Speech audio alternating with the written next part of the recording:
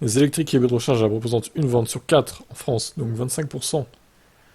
Alors, sur le troisième trimestre 2023, 26,4% des nouvelles immatriculations en France étaient des voitures électriques ou hybrides rechargeables. C'est 5 points de plus que sur la même période en 2022. Au total, ça représente 105 000 véhicules. C'est une belle performance pour le marché français, tout en sachant que le nombre total de ventes a augmenté de 17,3%, toutes motorisations confondues. Alors, part de marché, voilà, un beau graphique. Un camembert, comme on dit. 16,7 pour l'électrique. 36% pour l'essence encore quand même. Hein. Diesel 9%, c'est un échec. C'est un bide. Autre 3,6%, alors autre, je sais pas, hydrogène. Qu'est-ce qu'il y a d'autre GPL. Hybride NR. Et alors hybride NR, c'est hybride rechargeable du coup. Quoique non, c'est quoi hybride NR? Non rechargeable, ah oui.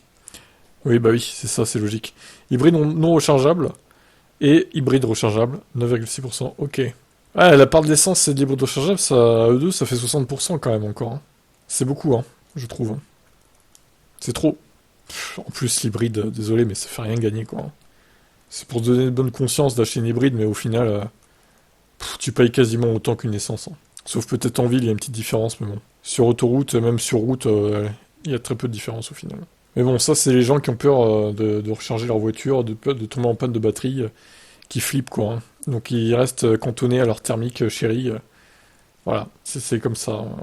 J'espère que les mentalités changeront. Alors, depuis le début de l'année, la croissance sur les modèles électriques est de 35,5% en France. À l'inverse, les modèles thermiques perdent du terrain. La part des voitures diesel est même passée de 15,4 à 9%. En Europe, la Norvège explose tous les records. Sur le troisième trimestre, les voitures 100% électriques ont représenté une part de marché de 84%.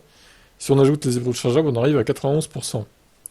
Mais c'est incroyable quoi. À peine 1000 unités thermiques se sont écoulées dans le pays entre juillet et septembre. En Suède, 42% des nouvelles immatriculations étaient des modèles 100% électriques et 20% des hybrides rechargeables. À la Suède, ça marche fort aussi. Hein. Dans le sud de l'Europe, l'Italie et l'Espagne sont à la traîne. Si la croissance des ventes sur l'électrique se fait ressentir dans la péninsule ibérique, 58% en glisse manuel, les modèles à batterie représentent encore que 5,2% des immatriculations sur le troisième trimestre. En Italie, on note une progression de 20%. Mais la part de marché des électriques n'est que de 3,9%. C'est marrant, hein, ça marche pas là-bas. Hein. Les Italiens anti-VE, et les Espagnols aussi du coup. Au Royaume-Uni, c'est à 17%, le Portugal, 20%. Portugal, alors c'est marrant, parce que au final, le Portugal, c'est à côté de l'Espagne, et c'est pas un pays très riche, pour le coup, le Portugal, et ils sont quand même à 20% de part de marché. Alors là, je comprends pas. Hein. Pourquoi il y a autant de différence avec l'Espagne qui est le voisin? Ça, c'est quand même fort. Hein. En Allemagne, la réduction des subventions se fait ressentir. De janvier à septembre, les voitures électrifiées ont perdu des parts de marché. Par rapport à 2022, elles sont passées de 26,1 à 23,9. Dans le détail, ce sont les hybrides rechargeables qui ont le plus reculé. 48,8%. Tandis que les modèles électriques ont malgré tout progressé de 42% sur la même période. En France, la complexité du bonus pourrait aussi ralentir la croissance de l'électrique. Oui, c'est possible. Bon, voilà pour ces chiffres très complets. Hein. Je vais vous zoomer un peu l'image là, pour que vous voyez le petit tableau, tous les chiffres. Enfin, vous savez quoi, dans 5-6 ans, on regardera ces chiffres et on se dira, putain, c'était pas beaucoup quand même. Alors que je suis sûr que fin de la décennie, la 2029-2030, on sera en France à 60% de part de marché, genre, hein, de l'électrique, voire 70, ça se trouve. Ça nous paraîtra dérisoire tout ça, parce qu'on voilà.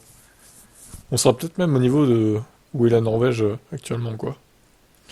On verra ça, allez, je vous laisse commenter.